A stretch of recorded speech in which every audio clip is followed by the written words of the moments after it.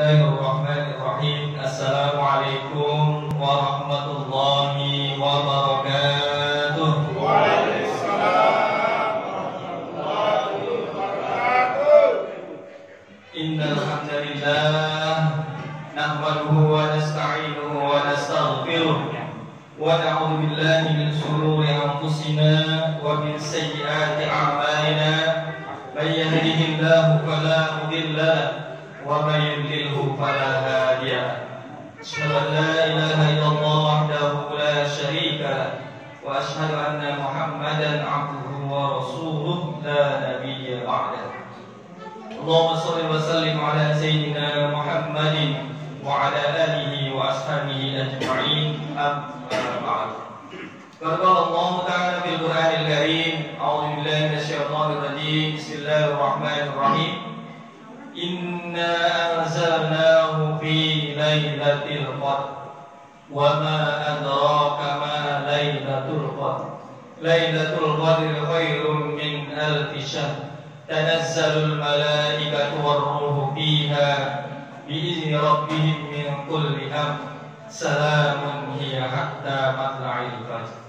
Wa qala an-nabiy sallallahu alaihi wasallam, man qama lailatal qadri imanan wa ihtisaban ghufira lahu ma taqaddama min dhanbi. Shadaqallahul azim wa sadaqa rasuluhun nabiyul habibul karim wa nahnu ala dzalika minasy syahidin wasyakirin walhamdulillahi rabbil alamin. Yang saya hormati para pengurus DKM Alfiyah Al-Istiqomah, yang mohon maaf tidak dapat saya sebutkan namanya satu persatu, namun tidak mengurangi rasa hormat dan ta'zim saya kepada para pengurus semua, dan juga jamaah mushola Alfiyah masjid ya. Kalau di Arab masjid semua. Ya, di sini ada mushola, ada masjid. Kalau di Arab namanya masjid Ghair Jami. Karena masjid yang tidak menunaikan sholat Jumat. Amin ya Allah. Takbir. Allah Akbar. Dan juga para jamaah mushola mushola Alfiyah Al-Istiqomah yang mudah-mudahan selalu diberikan kesehatan oleh Allah Subhanahu wa taala. Tidak terasa kita sudah berada di malam ke-26. Berarti kurang lebih 3 atau 4 malam lagi ya kita akan ditinggalkan oleh Ramadan. Ya. Dan di hari akhir-akhir ini atau di akhir-akhir Ramadan ini tentunya banyak sekali orang yang berharap bisa menjumpai akhir-akhir Ramadan. Tapi mungkin di awal 10 pertama, di awal 10 kedua banyak mungkin saudara tetangga dan juga mungkin kerabat kita yang sudah dijemput oleh Allah Subhanahu wa taala. Dan makanya pada akhir-akhir ini apakah kita mampu tidak untuk bisa mengoptimalkan ibarat lari ini mau masuk ke garis finish. Apakah kita mau santai-santai atau mau terus bergiat ya meraih keutamaan Ramadan. Makanya pada kesempatan kali ini mungkin sudah banyak sebenarnya dibahas oleh para pengurus. Ya saya hanya mengulas kembali apa sih fokus kita di 10 akhir Ramadan ini. Minimal ada hal-hal yang perlu kita lakukan di 10 hari atau 10 akhir di bulan Ramadan. Bahwa kita tahu Ramadan awwaluhu rahmah wa awsatuhu maghfirah wa akhiruhu itqun minan nar. Kita masuk fase yang ketiga, 10 yang ketiga ini ya kata Nabi itqun minan nar akan didapatkan. Tentunya bagi siapa? Bagi orang yang mau meraihnya. Yang minimal ada 4 sampai 5 amalan yang harus kita lakukan di akhir-akhir Ramadan. Ya, apa saja? Mungkin sudah pernah dengar juga. Yang pertama adalah kita usahakan melakukan iktikaf. Iktikaf artinya berdiam diri di masjid wal 'akifuna fil masajid. Kita berdiam diri di masjid, kalau bahasanya. Tapi menurut Imam Syafi'i, i'tikaf itu berdiam diri di masjid dengan melakukan amal-amalan dan niat karena Allah. Makanya kalau kita di dalam masjid nih, Pak, Ibu, ketika datang dari rumah ke musola ini saya anggap musola masjid, karena di Arab di luar nggak ada istilah musola. Adanya masjid jami dan masjid goir jami.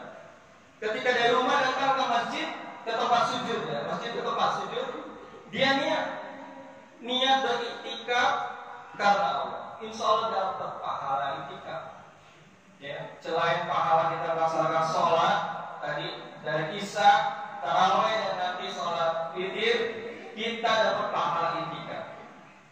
Dan memang tidak dijelaskan secara khusus ayat yang mengatakan wal 'akifuna fil masajid.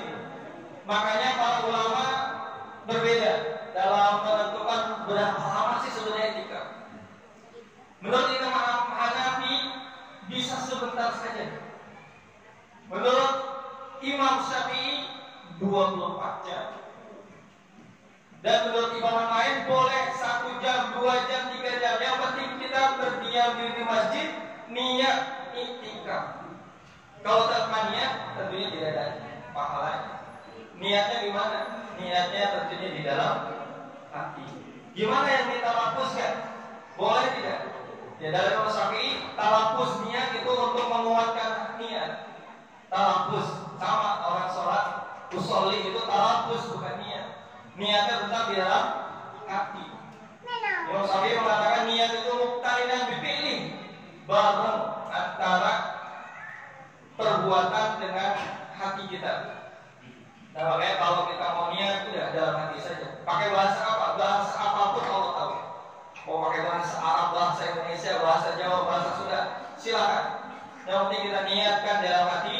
Yang pertama niat beriktikaf.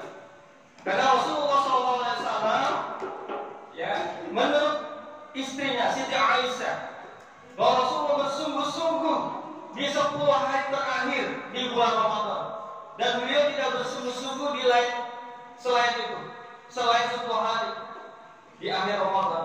Makanya Rasulullah Nabi kita Muhammad saja yang sudah dijamin masuk surga mau untuk bersungguh-sungguh, Pak. Bagaimana dengan kita yang belum dijamin masuk surga? Makanya minimal niatkan ketika dari rumah ke sini, niatkan iktikaf.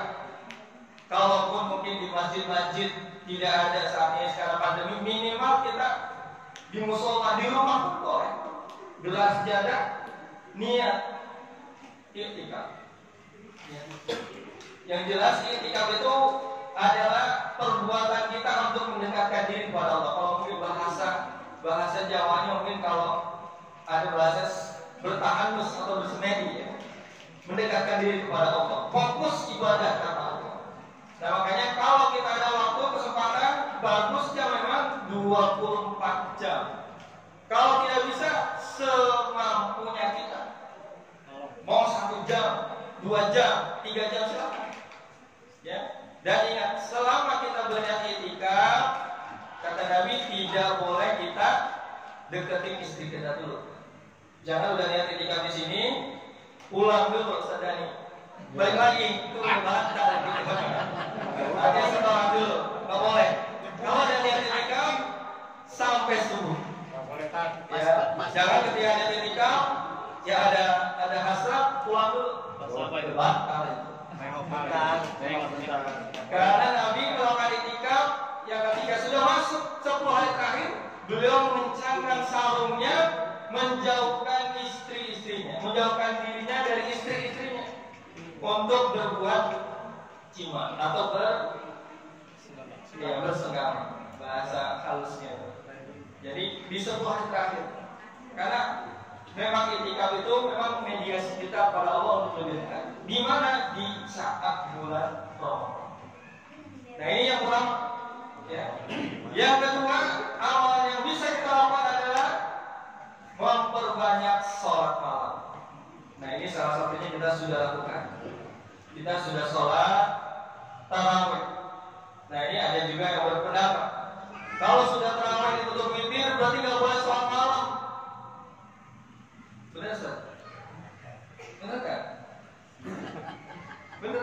Geleng-geleng rupanya.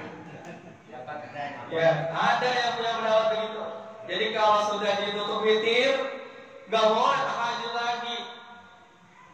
Itu kan anjurannya.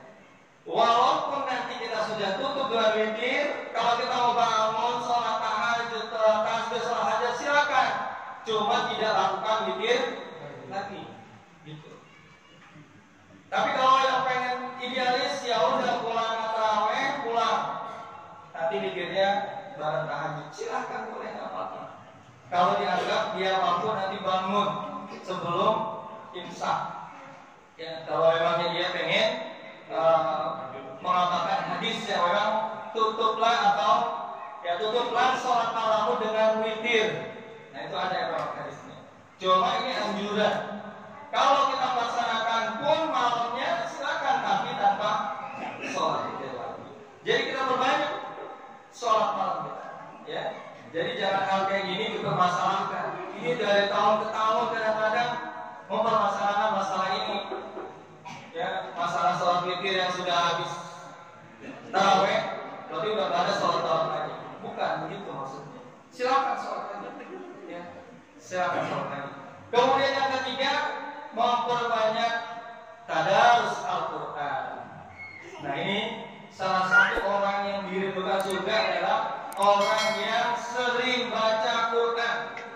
Insya Allah nih, warga yang 1000 istiqomahnya, ya 1000 istiqomahnya ini insya Allah sudah berapa kali hatam? 3 kali ya di sini. Ya 10 malam pertama Baru mau buat kan? Ini paling rajin ini. Insya Allah, saya yakin lah di sini. Karena tadi saya juga tersentuh juga, ya. Yang tadi ngomongin soal kisah, luar biasa bacanya. Kalau Sadani, anak-anak muda banyak sekali yang sudah habis. Saya masih bacaannya juz 30 terus. Maka tadi waduh, tersenyum juga, ya. Karena memang kita harus bangkitkan generasi muda. Jangan orang-orang tua mulu. Ya saya mungkin gak kategori tua, nggak sahabat-sahabat ini. Ya makanya yang muda-muda tampil silakan. Sadari ya. Ya yang pada habis silakan. Ya asalkan kita lihat jamaah kita banyak orang muda, orang tua. Kalau banyak orang muda silakan 1 juz dalam 1 malam. Ya itu bagus. Dan kadang memang di Mekah itu 1 malam 1 juz. Kalau kita memang sanggup silakan. Itu lebih bagus sambil kita menghatamkan Quran dalam sholat tarawih. Bagus. Ya, jadi yang ketiga tadi kita harus banyak-banyak baca Al-Quran di 10 malam terakhir. Karena di hari biasa 1 huruf itu balasannya 10 kebaikan. Tapi di Ramadan berapa? Sampai 700 kali. Subhanallah. Luar biasa. Kalau Bismillahirrahmanirrahim aja itu berapa huruf? Alif lam mim. Alif lam mim berapa huruf? Dikali saja itu. Tapi jangan hitung-hitungan ya. Kayak kita kampung itu balasnya udah banyak. Nanti saya udah masuk surga. Jangan juga. Belum tentu. Ya harusnya amal kebaikan kita lupain. Amal kebaikan kita lupain. Karena itu salah satu alamat orang yang bahagia, baik di dunia atau di akhirat. Tapi kalau kita kebaikan kita ingat-ingat terus, ini salah satu ciri-ciri orang yang celaka. Alamatus samawat salasah arba'atun. Misyarul junubul maliyah. Dia lupain dosa-dosa yang lalu, padahal dosanya masih tersimpan, dicatat di catatan Allah. Ini orang celaka, orang yang lupain dosa, sehingga dia nggak mau tobat. Dia merasa dia bersih. Seharusnya terhadap dosa kita ingatin terus, sehingga kita terus bertobat, terus berzikir, mohon ampun pada Allah. Yang kedua, perbuatan baik lupain.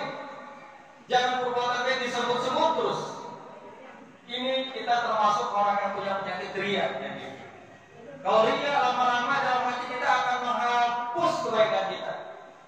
Ya, karena asyirkul asghar ar-riya. Kata Nabi, syirik kecil itu ria. Salah satunya ingin dipuji sama manusia, ingin mendengar pujian atau sum'ah. Ada ria, ada sum'ah. Kalau ria ingin dilihat, perbuatannya ingin dilihat, sholatnya ingin dilihat,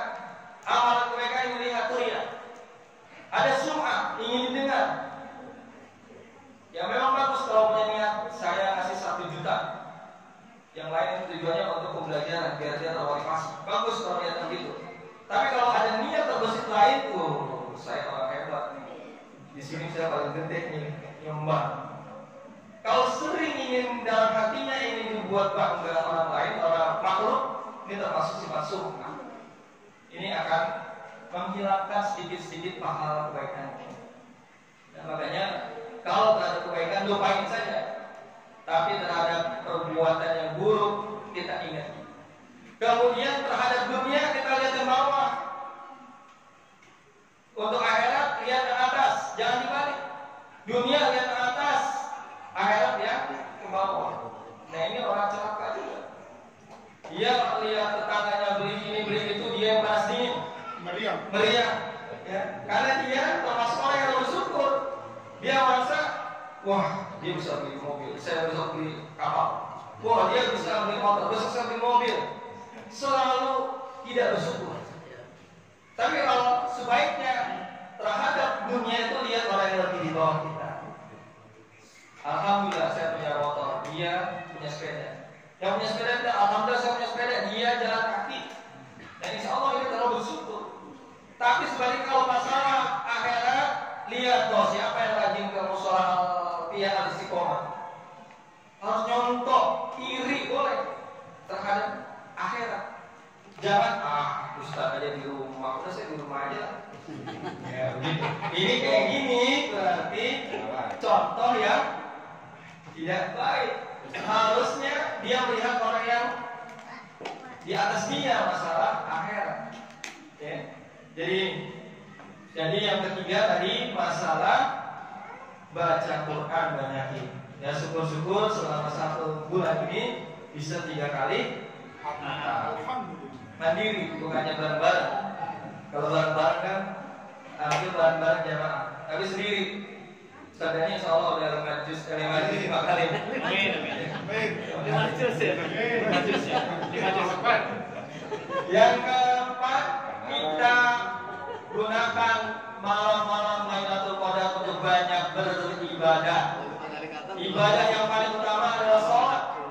Selain sholat, baca Quran dan zikir. Pak, saya tanya ya. Sebenarnya yang benar Quran itu malam 17 atau malam Lailatul Qadar turunnya? Malam Lailatul Qadar. Kenapa di Indonesia didengarkan 17 nuzul Quran di 17 Ramadan? Ada yang tahu? Kalau disampaikan dulu. Ya. Kalau yang betul memang dua-duanya betul. Coba ada asbabnya, sebab-sebabnya. Allah jelas, inna anzalnahu, itu balik kepada Al-Quran.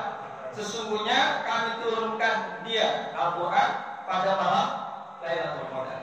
Jelas tuh bahwa Al-Quran diturunkan pada malam Lailatul Qadar. Tapi kebanyakan ulama kok tidak 17 Ramadan. Benar juga. Karena malam Lailatul Qadar Allah menurunkan jumlatan wahidah. Dalam jumlah keseluruhan Al-Quran. Dari Lauhil Mahfuz ke Baitul Izzah di langit dunia Allah turunkan sekaligus satu Quran. Pas di malam Lailatul Qadar. Nah, dari Baitul Izzah langit dunia kemudian malaikat Jibril menurunkan kepada Nabi Muhammad secara berangsur, tidak langsung satu Quran. Nah, pas malam pertama kali turun ayat surat Al-Alaq di malam 17 Ramadan.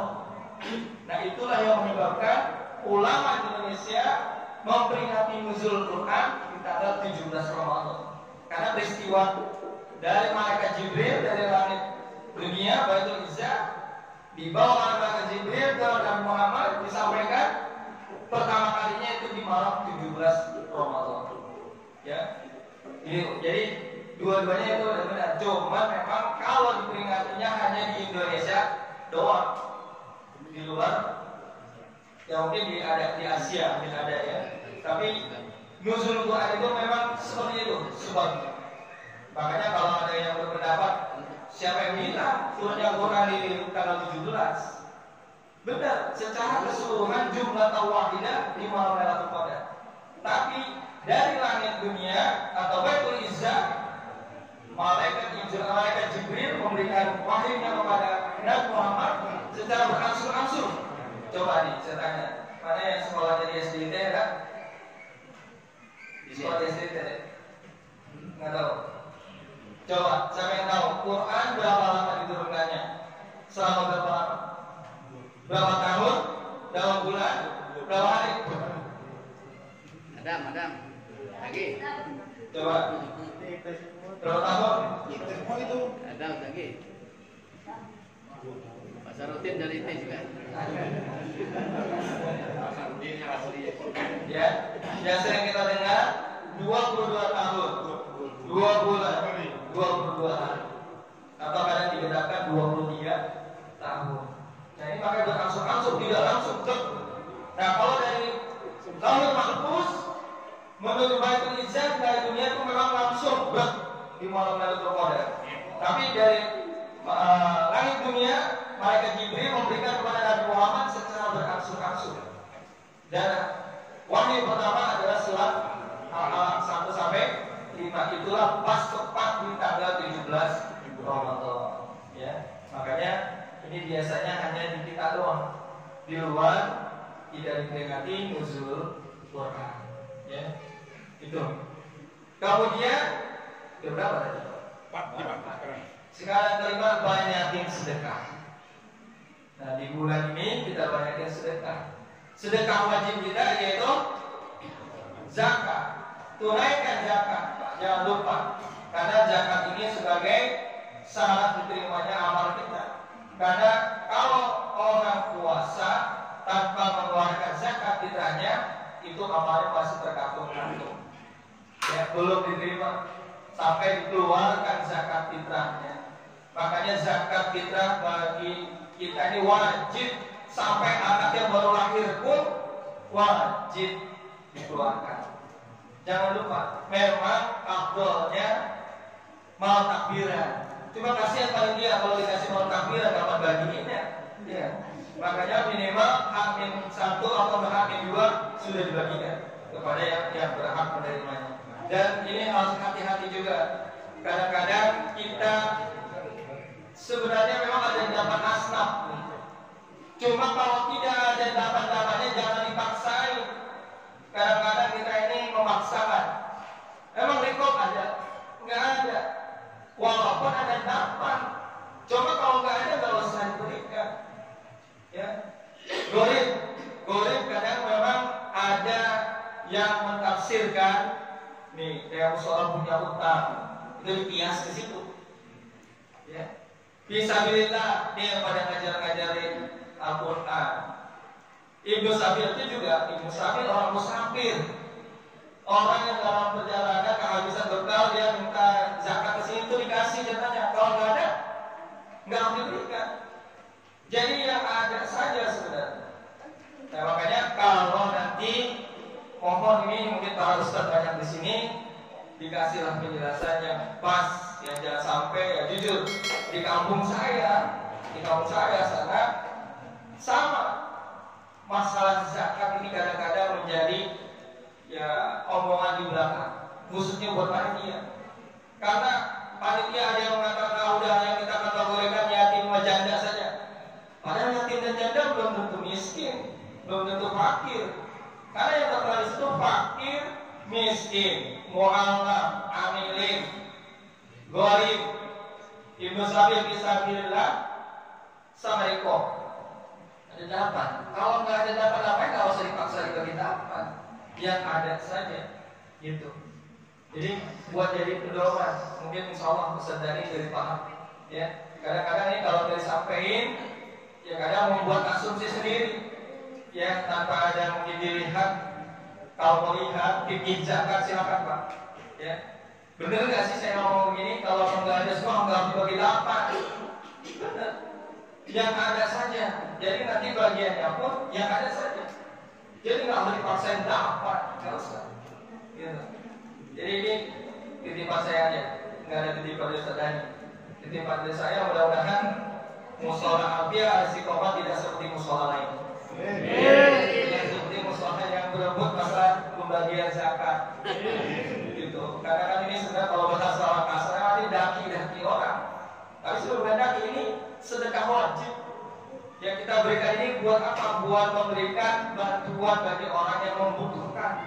Ya salah satunya 8 golongan, kalau ada 8 ya kalau hanya 4 tadi, begitu. Ya, nanti Ustaz Dhani akan mengkaji lebih jauh terkait fikih zakat. Karena nanti kalau sampai ini belum sampai selesai nanti jam 9:30. Dan dari saya cukup sekian. Mohon maaf kalau ada yang salah, yang benar dari Allah dan Rasulnya, yang salah dari pribadi saya sendiri. Dan saya akhiri dengan ucapan Assalamualaikum warahmatullahi wabarakatuh.